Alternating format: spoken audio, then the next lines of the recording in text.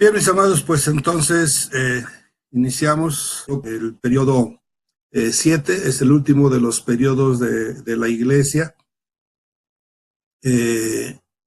Lo tenemos dividido en 7 conforme a la historia y en analogía con las 7 iglesias de Apocalipsis.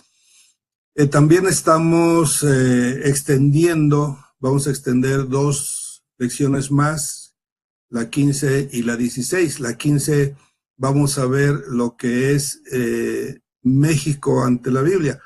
¿Por qué? Porque hoy terminamos lo que es los 7 videos de la historia de la iglesia. Llega hasta nuestros días. Hoy vamos a ver el siglo XX y ahí terminamos. Pero después de hoy en 8, si Dios permite, vamos a ver la iglesia en México. ¿Por qué? Porque los 7 periodos hemos hablado a nivel mundial y de todos los tiempos y todos los lugares. Pero esta vez vamos a hablar solamente de México, desde la Reforma. No, bueno, sí, es el tiempo de la Reforma, pero no vamos a ver la Reforma allá en Europa. Vamos a verlo aquí en América. Vamos a entrar a la conquista y a partir de la conquista hasta nuestros días. Esto en base a un relato, a una investigación del pastor José Luis Montecillos. Capítulo 3. Conflictos mundiales y la Iglesia. Tema 3.1. Nueva etapa para la Iglesia y el mundo. En el siglo XX, la Iglesia entra en una nueva etapa, en varios sentidos. La tibieza y la riqueza material de la analogía con la Odisea serán más notorias a partir de la segunda mitad del siglo, haciéndose más fuerte conforme avanza el tiempo y surgen movimientos modernos. Desde el principio del siglo, la Iglesia está efervescente, abriéndose nuevos caminos al Evangelio. Además de la división doctrinal que causó el naciente pentecostalismo, los teólogos tradicionales han tomado 2 caminos: el fundamentalismo, basado en la infalibilidad y autoridad de la Biblia, y la teología de la crisis, como respuesta al sufrimiento causado por la Primera Guerra Mundial. Muy bien. Aquí en este periodo están 2 guerras mundiales, la primera y segunda, y pues pareciera ser un caso ajeno a la iglesia. En sí, pues lo es, son cuestiones políticas, sociales. En su tiempo la iglesia pensó que este señor Adolfo Hitler era el anticristo, sobre todo cuando se supo acerca del holocausto que estaba ocurriendo en Europa, el exterminio de judíos, y aparentemente amigo del cristianismo, había hecho un pacto, un concordato con el Papa, con el Vaticano, y toleraba a la iglesia evangélica. Quería que hubiera una iglesia evangélica, claro que al estilo de China, ¿verdad? El gobierno de China, una iglesia evangélica, sí, pero bajo su control, bajo el control fascista. Y algunos, sí, hubo mucha gente, igual como lo hay hoy en China, que aceptaron, diciendo preferible tener iglesia, aunque sea bajo la bota de Hitler, que no haber iglesia. Pero hubo otros que no aceptaron eso y se fueron también a la iglesia subterránea, aunque esta iglesia en Alemania fue muy pequeña, fue más considerable en Rusia. Bien, vamos a ir tomando introducciones en base a algunas porciones de videos que están aquí. Vamos a continuar esa parte de la guerra y la iglesia con este pequeño. Tema 3.2. La Primera Guerra Mundial y la Iglesia, 1914 a 1918. En primera instancia, la Iglesia evangélica abogó por la neutralidad y pacifismo. El cambio de tecnología, de armas y estrategias modernas causó 7 millones de muertes, sobre todo sobre la infantería de los ejércitos, que prácticamente fue carne de cañón para estrenar las nuevas armas. Cuando en 1917 Estados Unidos entra en la guerra, se convierte en guerra mundial. Las iglesias poco a poco van dejando su pacifismo y se unen alrededor de sus gobiernos. Los Amish, los amigos, menonitas y anabaptistas mantuvieron su firme posición pacifista. Estos grupos siempre han sido pacifistas, y no solamente pacifistas, sino que también antitecnológicos. Desprecian la tecnología, en algunos casos hasta la luz eléctrica. Aquí en México hay población menonita en Chihuahua, en Belice. También muchos de Chihuahua, como ya los alcanzó la tecnología, optaron por irse a un lugar que ellos consideraban pues más limpio en cuestión de tecnología, y se fueron hasta Bolivia. Pues no les ha ido tan mal en ese sentido, porque se han mantenido pues limpios y ajenos a mucha influencia. No vamos a decir si es lo mejor o no, pero a ellos como menonitas, en sus tradiciones, en su costumbre, en su forma de vida, pues les ha ido bien. Les ha ido mal cuando la tecnología y la maldad se mete en sus tierras. Ahí, por ejemplo, las escuelas son propias, no son tanto en sí del gobierno, tienen su propio programa, y ellos enseñan a leer, por ejemplo, enseñan a leer con la Biblia. En fin, es algo muy interesante. Hoy se está descomponiendo mucho porque precisamente sabiendo que los menonitas son gente muy limpia, pues los están usando. Hay narcotraficantes inclusive que han llegado a convencer a algunos jóvenes de pasar drogas. A revisar, es algo parecido con los judíos en varios países de Europa. Pero bueno, continuemos. Dentro de este periodo también hay avivamientos. Es cuando más notamos los avivamientos en la segunda parte, más que en la primera.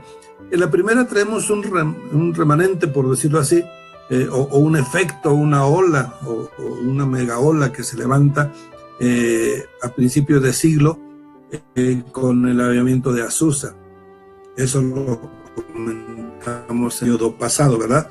Bueno, sientan las olas después de esa gran ola del avivamiento de Azusa hacia todo Sudamérica. Digamos, viene un poco la calma, y hacia el final del siglo vienen otras olas de avivamiento, pero en Sudamérica. O sea, las grandes olas se brincaron a México, o sea, llegaron a Sudamérica, al sur de Estados Unidos, hasta Los Ángeles inclusive, y después los vamos a ver en Argentina, en Brasil, en Chile, en Colombia, y lo más cerca de México, pues Guatemala.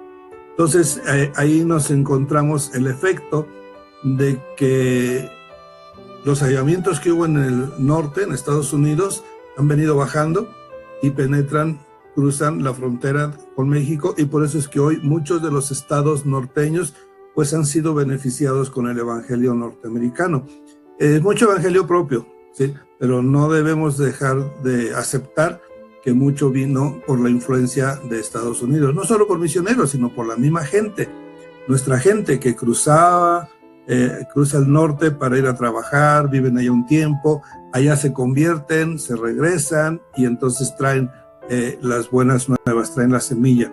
Lo mismo pasa por el sur, nada más que en el sur no es Estados Unidos, sino acá es Sudamérica, acá principalmente Guatemala. Sabemos que Guatemala tiene una serie de pequeños avivamientos hasta llegar a convertirse en una nación de las más cristianizadas. Todo el país se calcula ronda cerca del 50%. Ciudades como Almolonga, que tienen hasta el 98% de cristianismo, ¿verdad? Prácticamente todos cristianos.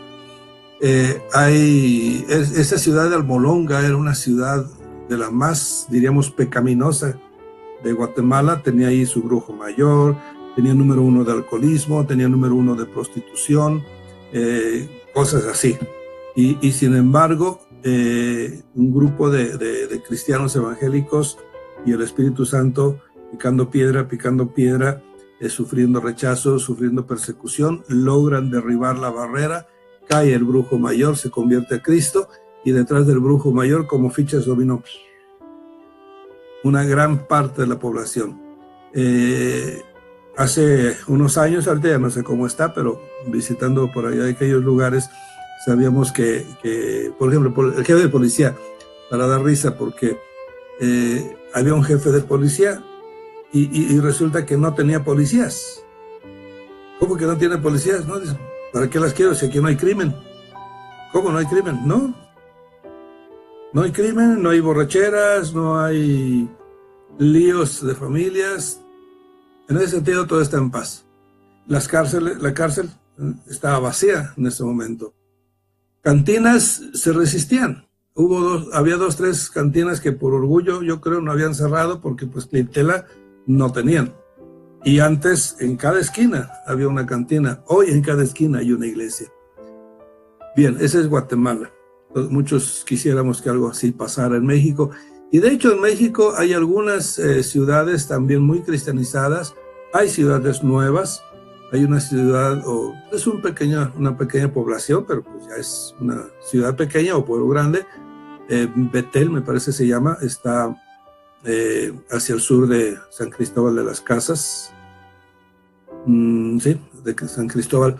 Pero estas son ciudades que emergieron ya cristianas por el desplazamiento que hubo en esos territorios. Chiapas, hubo mucha persecución, muchos desplazados, y llegaron a formarse colonias y pueblos de puros cristianos. En fin, esto lo vamos a ver un poco en el siguiente. Vamos a ver a nivel mundial qué más seguía pasando después de la Segunda Guerra, y vamos a ver parte de la guerra. Un tratado que se hizo. Vamos a ver. La Iglesia Católica firma en 1931 un concordato, un tratado entre los nazis y el Vaticano del Papa Pío XI.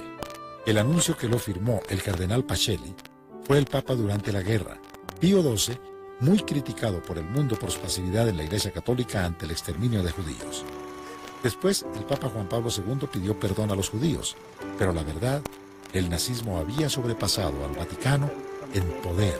Solo el mundo unido pudo derrotarlo.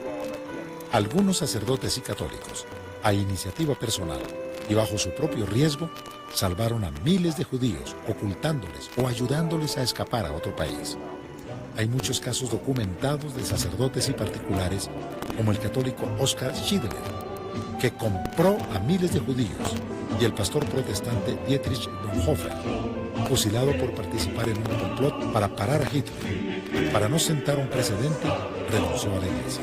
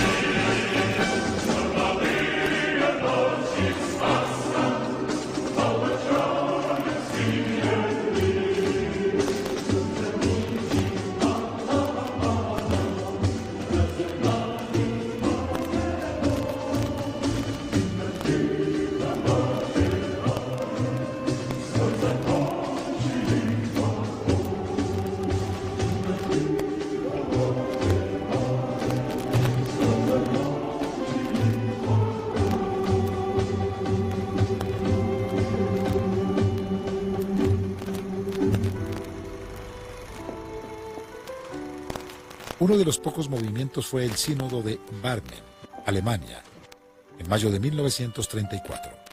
Un esfuerzo por evitar que la iglesia confesante de Alemania se convirtiera en nazista protestante.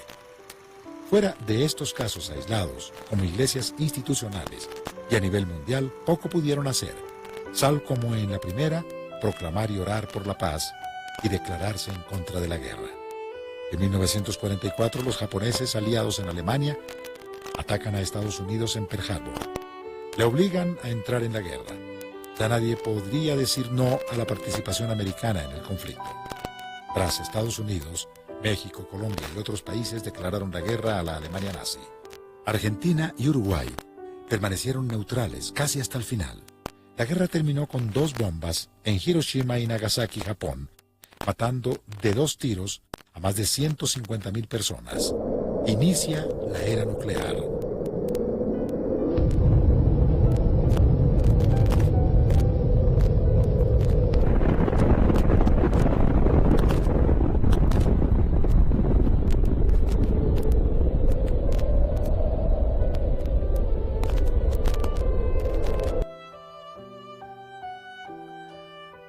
Parece increíble cómo el hombre olvida la historia y la vuelve a repetir.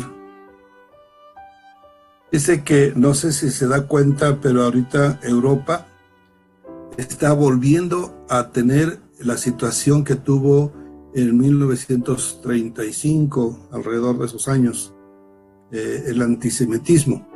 O sea, poco a poco pareciera, pero al mismo tiempo vemos cómo muy rápidamente Alemania, la población civil y pues gente fascista, moviendo a la población, atacan al pueblo judío, atacan a los judíos. La famosa noche de los cristales rotos se refiere a que población y gente pues de vandalismo salen a las calles y a romper los cristales de los judíos, y eso fue un preámbulo porque poco después los empiezan a arrestar, a perseguir y empiezan a huir. Pues bueno, por los que tomaron visión a tiempo, otros pensaban que las cosas iban a calmar y se quedaron y fueron los que sufrieron el holocausto, campos de concentración y de ahí a los de exterminio. En fin, eso parece increíble, pues, tan documentado que está, tantas evidencias que hay, y todavía hay personas que lo quieren negar. El holocausto, del castigo que recibe el pueblo judío de manos de los nazis y de mucha población. Hoy está en Europa otra vez levantándose una ola de antisemitismo muy, muy fuerte, en Francia, en Inglaterra, en el mismo España.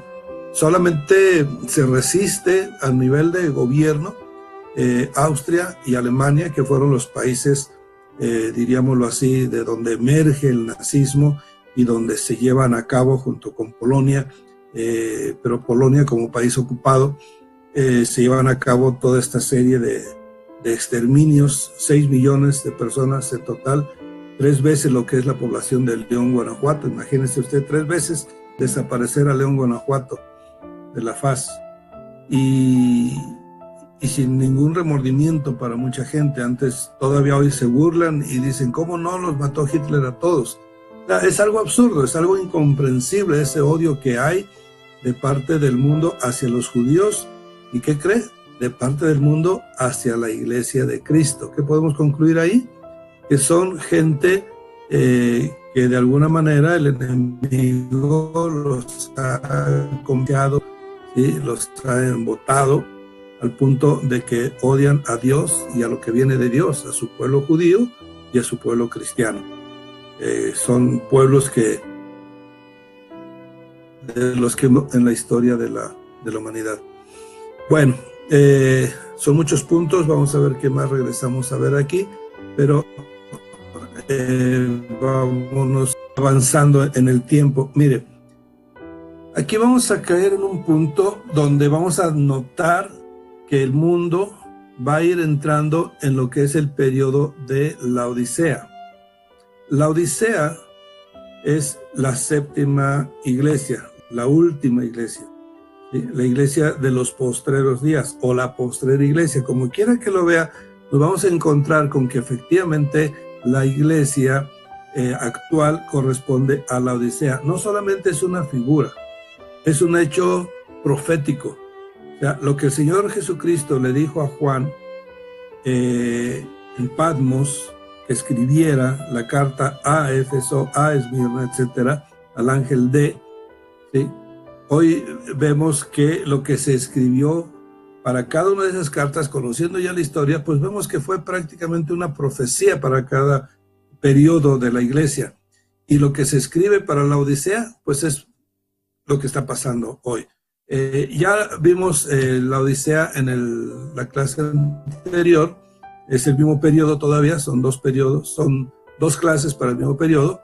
Entonces, eso ya lo vimos, no me voy a entretener en ello, solamente recordar o ver ahora la parte histórica, cómo se está cumpliendo en función de lo que es la Odisea. Y vamos a ver que la mayor parte de ese cumplimiento se da justamente después de la guerra, ¿sí? Antes de la guerra, de la segunda, sobre todo, antes la iglesia se había calmado, como dije al principio, se había calmado el ímpetu de los grandes avivamientos, porque en Azusa podemos ver multitudes, miles y miles congregándose, como lo estamos viendo hoy en África. Y ya no son miles y miles, en África son millones y millones los que se están congregando, pero todavía sigue la persecución en África. Pero por América Latina, eso que se vio en Estados Unidos, en sus avivamientos, se va a ver en Sudamérica, solo en Sudamérica. En México nunca se ha visto un avivamiento de esa naturaleza. Ha habido avivamientos, diríamos, más pequeños, o sea, las olas que llegan a este nivel. Pero al decir grandes avivamientos me refiero a olas, ¿sí? Por decir algo, de 12 metros contra olas de 2 metros, una forma de decir.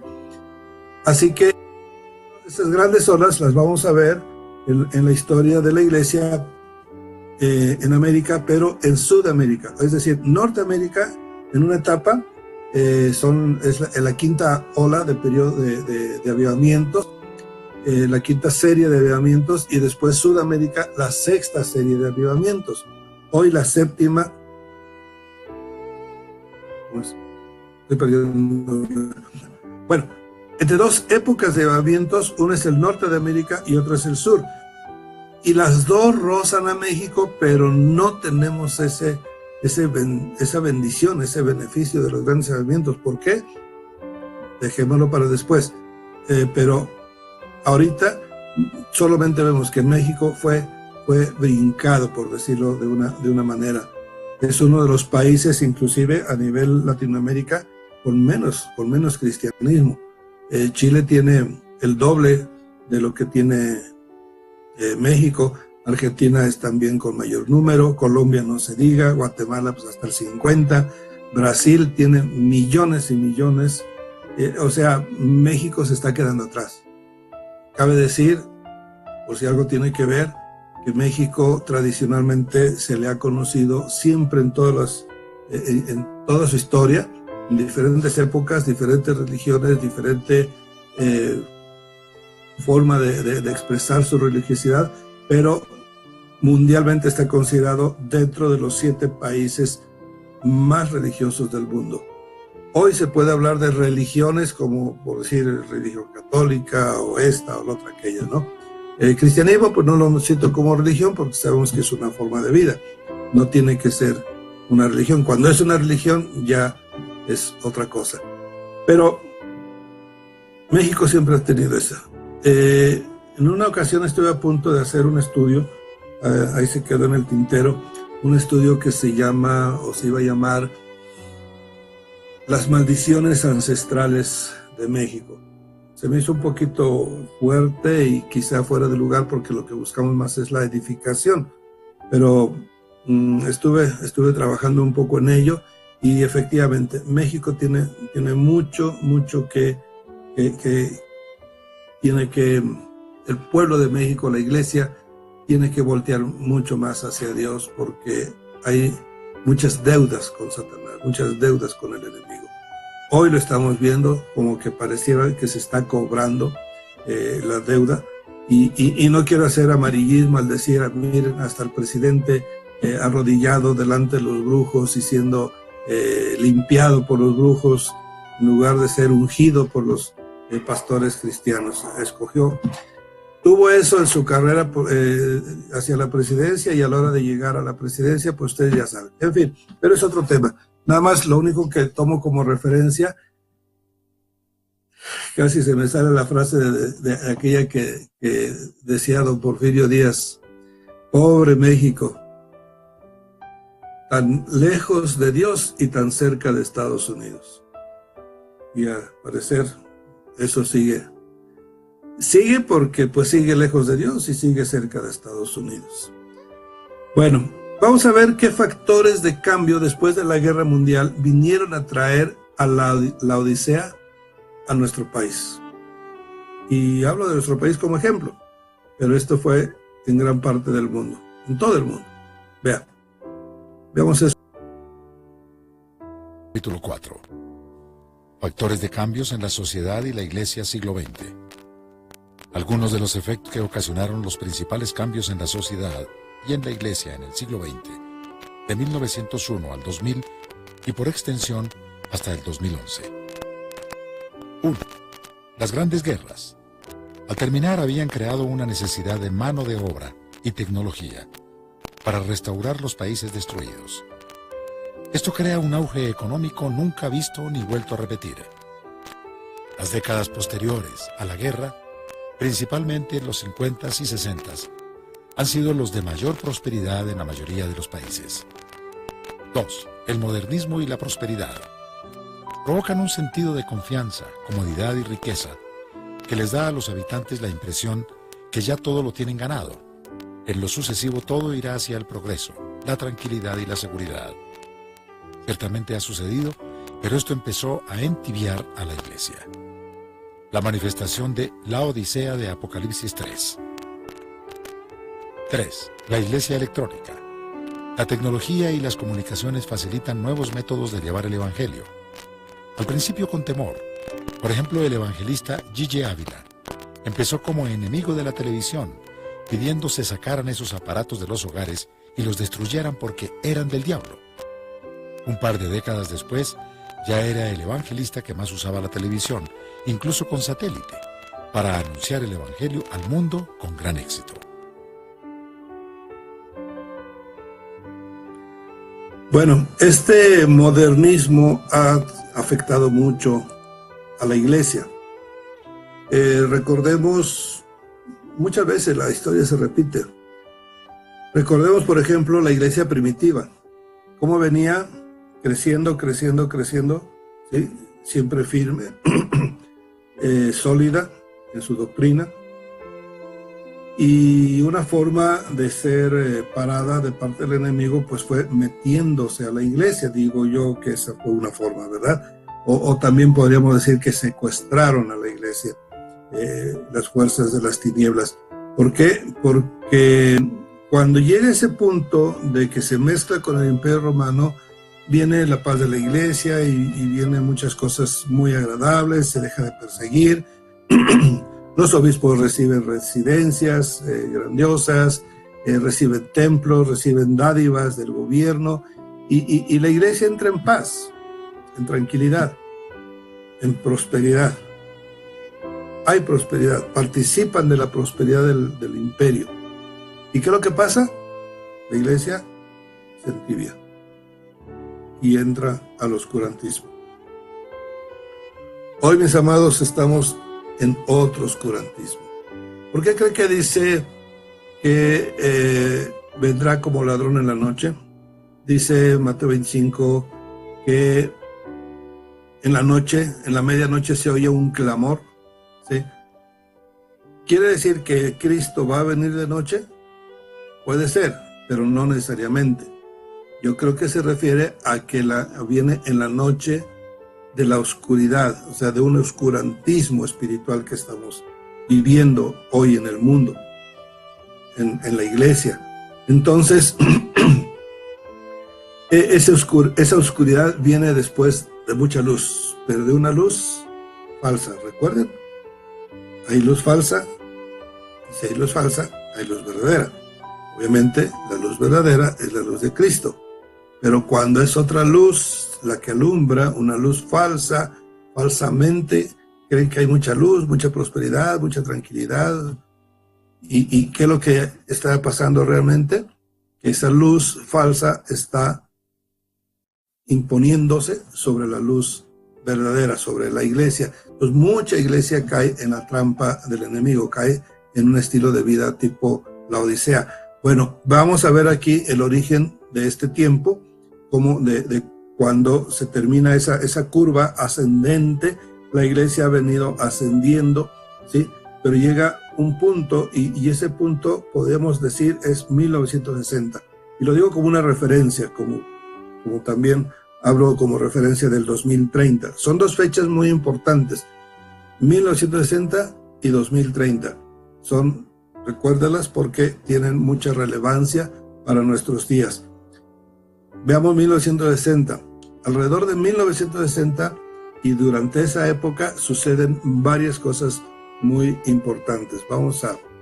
Vimos factores de cambio, vamos a continuar otro factor de cambio, a ver si aquí nos dice algo más, y si no, me regreso. Hacia el 2011 ya es muy común el uso del Internet y otras herramientas para ese mismo fin. Lamentablemente, como muchas herramientas de trabajo, es también un arma de dos filos. Edifica o destruye, según quién y cómo la use. 4. La iglesia y la sociedad se han vuelto más indolentes, más indiferentes. Hay grandes necesidades en el mundo y en la calle por donde pasamos, y se pone en evidencia la actitud religiosa de buena parte de la iglesia, tipo la parábola del buen samaritano, sacerdotes y religiosos indiferentes al dolor humano. Solo de vez en cuando aparece un buen samaritano. Ya pocas iglesias hacen labor social. 5. La Biblia y la oración se saca de las escuelas. Algo que había caracterizado a la sociedad americana y su gobierno era el respeto por Dios. El mismo Congreso de los Estados Unidos en su origen tenía su devocional diario antes de iniciar labores. En 1782, este Congreso aprobó la siguiente resolución. El Congreso de los Estados Unidos recomienda y aprueba la Santa Biblia para el uso en todas las escuelas. De 108 universidades, 106 eran cristianas. En la de Harvard era obligatorio el griego y latín para con ello poder estudiar las Escrituras. Que todos los estudiantes sean claramente instruidos e instados a considerar bien que el fin principal de su vida y estudios es conocer a Dios y a Jesucristo, lo cual es la vida eterna. Juan 17:3. Pero en 1960, la senadora atea Madalyn Murray O'Hair, con una nueva interpretación de las leyes, logra hacer se deje de orar y leer la Biblia en las escuelas. Una vez logrado este objetivo, se nota que la sociedad empieza a decaer en su moralidad, declive que no para hasta hoy. 6. Las modas doctrinales aparecen con más frecuencia. Siempre ha habido corrientes de pensamiento novedosas y en las últimas décadas esto se ha acelerado. Esto surge cuando el pueblo que las adopta y promueve manifiesta su desconocimiento de las doctrinas cristocéntricas y se deja llevar por modas y novedades, lo que manifiesta una ligereza en la enseñanza bíblica. Esto es responsabilidad de sus pastores y maestros.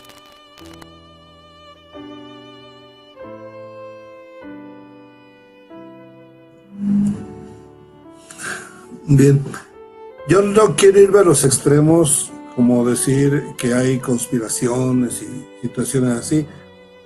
Hay versiones y me han estado llegando unos estudios de un hermano, un discípulo por un tiempo, que se ha ido, ha avanzado mucho en sus estudios ya, él con un pastor allá en otra ciudad, y veo pues a través de él y otros medios que hay una especie de conspiración para destruir a la iglesia, metiendo cosas como las que acabamos de ver. Tal vez sí, tal vez no, como quiera que sea, planeado o fortuito, el punto es que ahí está. Pero lo que porque sigue hasta de ver de esta señora Jair, que 1960 es como un parteaguas, ya lo dije hace un momento, pero quiero ahora enlistar algunos puntos así, casi que de memoria. No estoy usando el PowerPoint que tenemos por aquí, Y no está ahí porque muchas de estas conclusiones las he venido tomando ya más recientemente que cuando pasé haciendo la historia por esa década. Que ya se vieron varias cosas, pero ahora entiendo otras más. Por ejemplo, hoy, además de todo lo que ya sabíamos, ¿cómo se llama? Lo de la oración, retirar la Biblia, los hippies, la rebeldía, la música, el rock y cosas de época, Concilio Vaticano II, ¿sí? Ahí la Iglesia Católica establece varias estrategias para frenar el crecimiento de las iglesias pentecostales, o por lo menos frenar la fuga de católicos del seno de la Iglesia Católica, ¿verdad? Brasil está perdiendo, pero por millones, adeptos al catolicismo, pasándose hacia el cristianismo, hacia el pentecostalismo principalmente. Brasil es el país que más católicos tiene en el mundo y el segundo es México. Bueno, pues estos dos países, principalmente Brasil, ha venido en una decadencia para ellos. Entonces, esto ya era notorio en los 50s, ya se les estaba viniendo encima esta fuga, todas estrategias para frenarlo. Y de ahí sale, bueno, creo que lo vamos a ver ahorita, a ver si nos da el tiempo. Sí, todavía tenemos tiempo. Hay un factor, ¿cómo se llama este? Movimiento carismático, ¿sí? Si es del espíritu, no lo sé. Muchos cristianos dirían no lo es. Algunos dicen sí lo es. O fue una estrategia, pero si fue una estrategia, ¿cómo fue que movieron milagros y cosas que hace el espíritu? ¿O qué espíritu? Quedan muchas dudas, pero yo solo me voy a los hechos, no tanto a las interpretaciones, porque hay 2, 3 interpretaciones que una de ellas o no debo en una forma objetiva, digamos, neutral,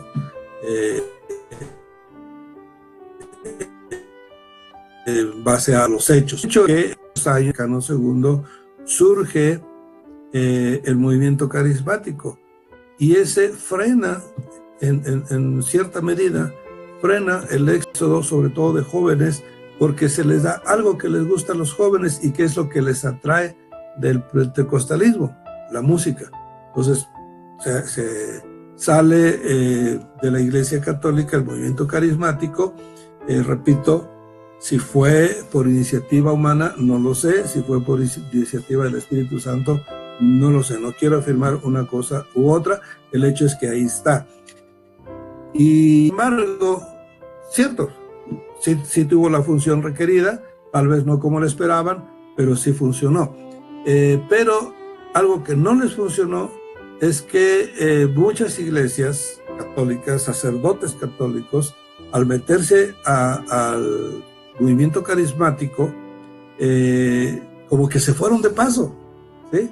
Y al rato ya estaban alabando y adorando a Dios con todo su corazón, con todo el espíritu, y se convierten en iglesias protestantes, siendo iglesias católicas, siendo con un sacerdote católico, pero que se pone a danzar con todo y sus, diría mi abuelita, sus enaguas. ¿Cómo se llama eso?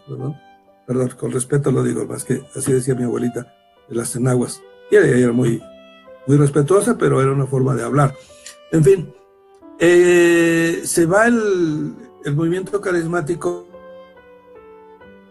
En algunos casos se va, invierte en iglesias como Montemaría, una iglesia muy grande, se hace una iglesia anabaptista después.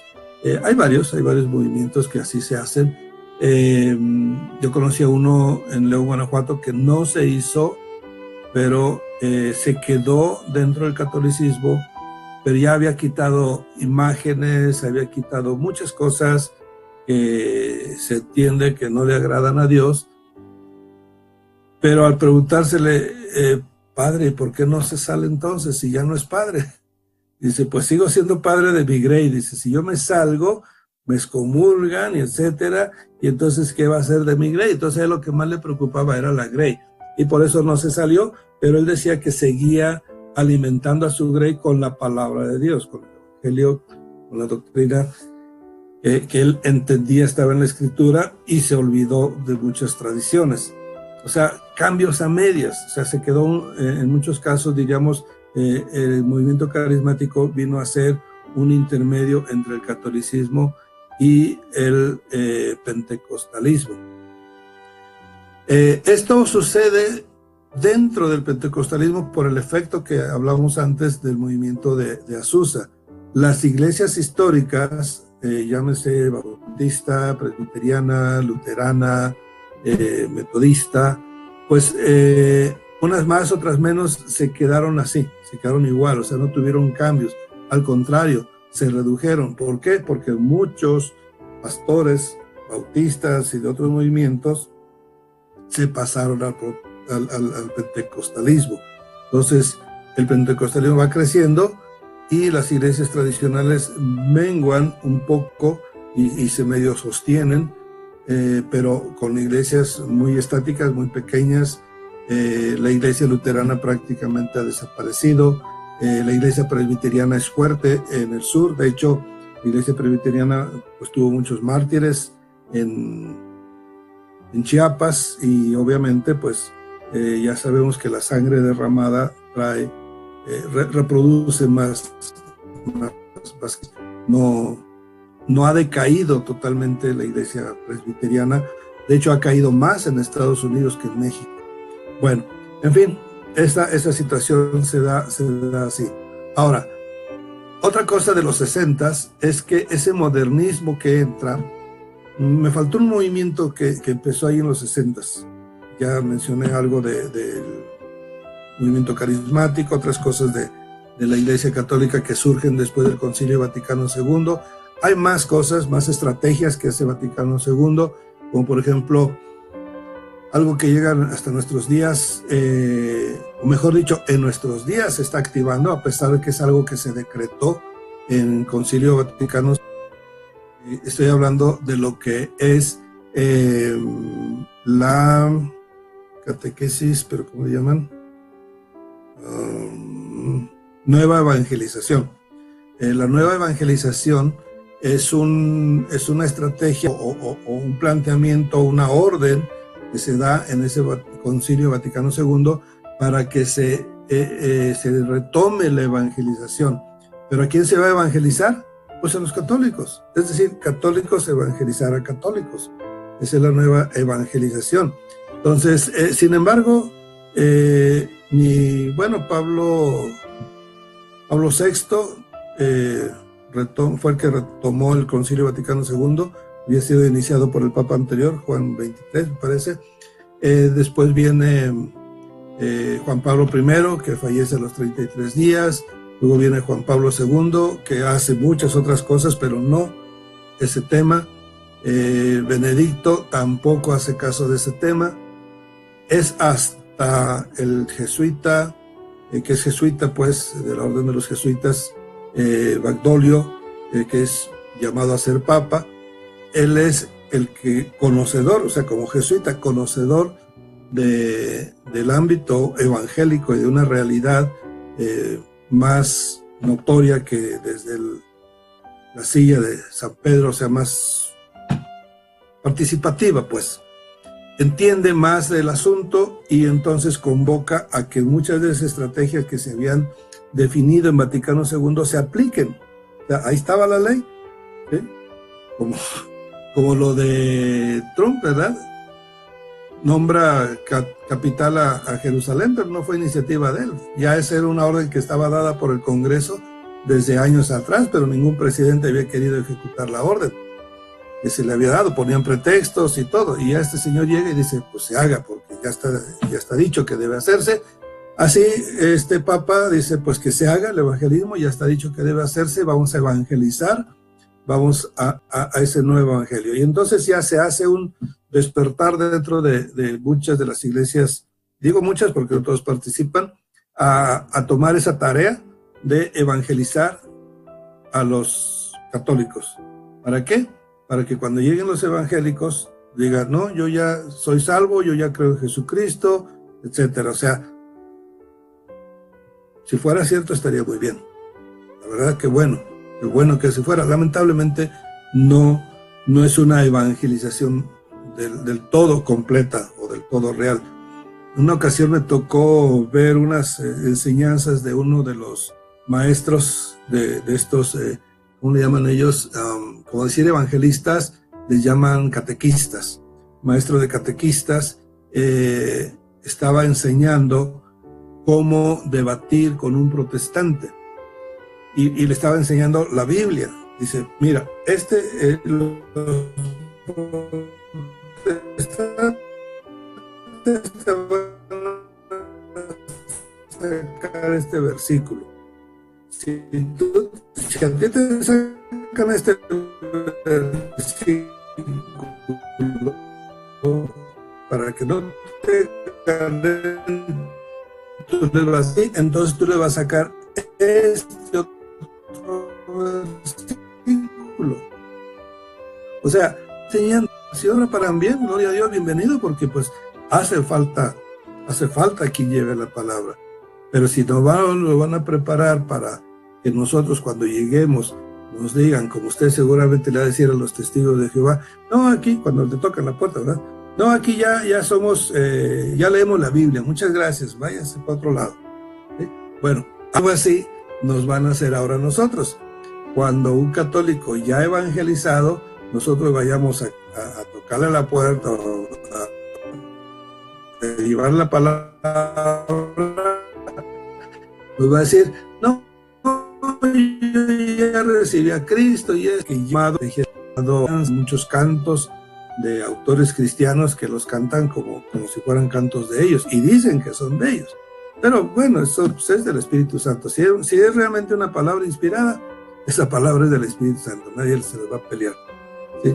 En fin, pero lo que quiero decir pues con todo ello es que esa es una de las estrategias que este Papa actual, Francisco, está tratando de implementar, ¿verdad? Para que se contrarreste. En fin, hay muchas cosas de los 60s. La otra que muy poco o que yo no había tomado en cuenta en ese tiempo que hice ese estudio de la historia de la Iglesia es que también ahí viene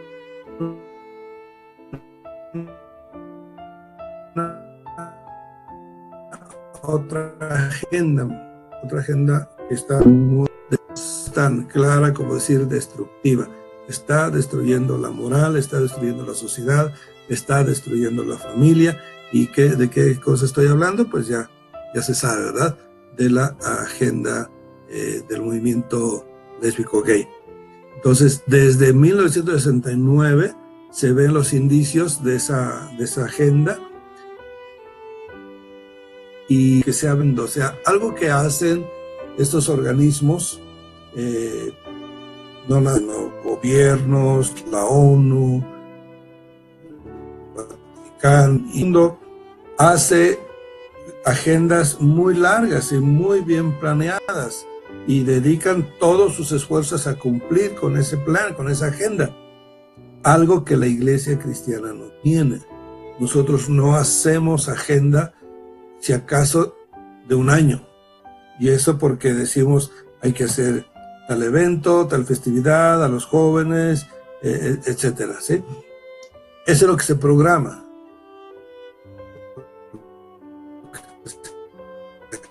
Pero es un año y al otro año se repite lo mismo. No hay plan. No nos interesa hacer un plan así. Pero creo que tenemos que levantar un poquito la vista porque ahora vemos que a los que sí les interesa hacer esas agendas, nos están destruyendo. No digo que nos van a exterminar ni que van a acabar con la Iglesia, porque eso es utópico. La Iglesia ya está escrito, la Iglesia será vencedora, ¿sí? Tarde o temprano siempre será vencedora. Hermana Auralilia Ramos, no había visto sus saludos, Dios le bendiga, gracias. Así que entonces esa agenda de varios años se ha estado cumpliendo.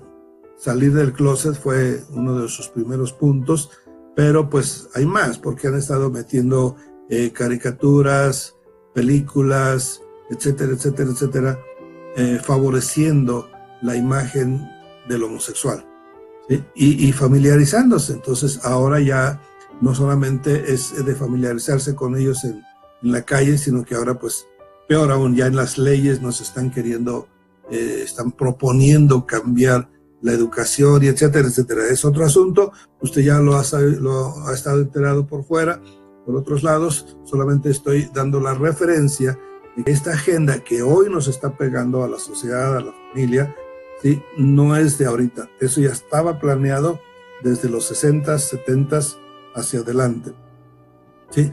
Y otra agenda pegada a esta, que aún no la sabíamos, no se había oído mencionar mucho, es que junto con esa agenda viene otra agenda, que es la agenda de la pederastia.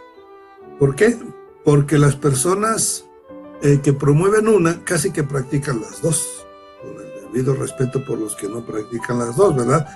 Pero muchos practican las dos. De hecho, su inspirador, y mire, aquí le voy a decir algo muy importante. No recuerdo ni me interesa mencionarlo, el nombre de un hombre, si le podemos seguir llamando hombre, muchos ya le llaman un monstruo, ¿sí? Este hombre, hoy enemigo de Dios, enemigo de la moral, enemigo de la familia, de lo tradicional. Fíjese, le voy a marcar esta esquina de la pantalla y esta otra de acá abajo del dedo. Aquí. Esas dos esquinas. Era un joven, hijo de pastor, donde empieza a entibiarse, dejarse, y eso se convierte en apostasía. Sigue en una apostasía deslizante y entra al ateísmo. Y no paró ahí. Sigue unido a Dios. Dice, ¿cómo un amigo de Dios puede terminar siendo enemigo de Dios? ¿Sí? Así. Esa caída, ¿qué la provocó? La tibieza. El aflojar el paso, el aceptar doctrinas suaves, doctrinas de error. Meramente es apostasía, de acuerdo, pero bien dice Pablo, mire que aquel que cree estar firme, mire que no caiga. Aquel que cree estar firme, mire que no caiga. Porque la caída es muy suave, no se nota. Cuidado. Y si no, cuidado por usted, porque cree estar firme y está firme, gloria a Dios. Pero usted va a tener personas a su cargo, ya sea en su familia o ya sea en la iglesia, que pueden ser tentadas a caer. En fin, esto ha venido desde ahí, carcomiendo, poco a poco.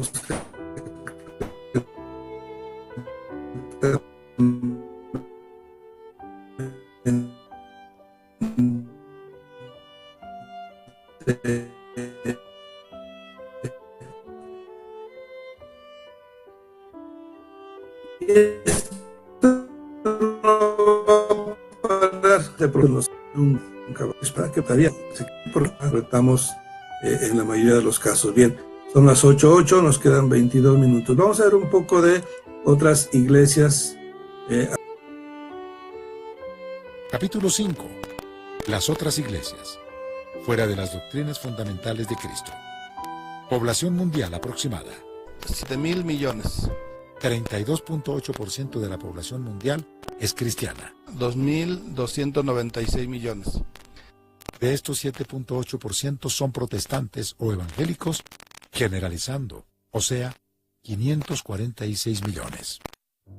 En el mundo existen aproximadamente 2.300 millones de cristianos en general, una tercera parte de la población mundial. Aunque se les respeta a todos, podemos ver que la mayoría de esta población está agrupada en iglesias que se han apartado de una o varias doctrinas fundamentales de Cristo, con evidencia bíblica e histórica. Esto es finalmente lo que determina su verdadera identidad. autocalificadas de este modo, nos quitamos la responsabilidad de señalar quiénes sí y quiénes no son de la Iglesia de Cristo. Su propia doctrina es lo que los califica. No hay objeción en cuanto a las diferentes doctrinas no fundamentales que se practican de diversas formas, si no comprometen la salvación o destruyen alguna doctrina fundamental. Esto es principalmente diferencia en la liturgia. Las doctrinas fundamentales y que comprometen la salvación son: primera, Cristo es Dios y la Biblia es la máxima expresión de autoridad y revelación divina. La suma de su palabra es la verdad absoluta. Salmo 199, 190. Por tanto, lo que dice la Biblia es dicho por Dios y nada ni nadie está por encima de Él ni de su palabra. Segunda, Cristo como Dios encarnado, muerto en la cruz y resucitado para salvación de la humanidad. Tercera, Cristo es Salvador, es sanador, es libertador, es la verdad. Viene por segunda ocasión. Todas las iglesias que comparten estos principios fundamentales, sean de la denominación que sean, participan de la Iglesia de Cristo. Si alguna objeta, anula, contradice o no cree alguno de estos principios, por este hecho pierde tal privilegio, no porque otros se lo nieguen. Factores que determinan por sí mismas su posición, el alejamiento de estos principios. Las iglesias que ponen por encima de la Biblia la palabra del hombre. No basta con citar la Biblia, debe otorgarle su supremacía como palabra de Dios y obedecerla. Es necesario obedecer a Dios antes que a los hombres. Hechos 5:29. Las tradiciones de hombres no tienen mayor ni igual autoridad que la Biblia. Las tradiciones solo valen si están diciendo lo mismo que la Biblia. Si se dice ser Iglesia de Cristo, ha de tener a Cristo como cabeza y seguir su evangelio.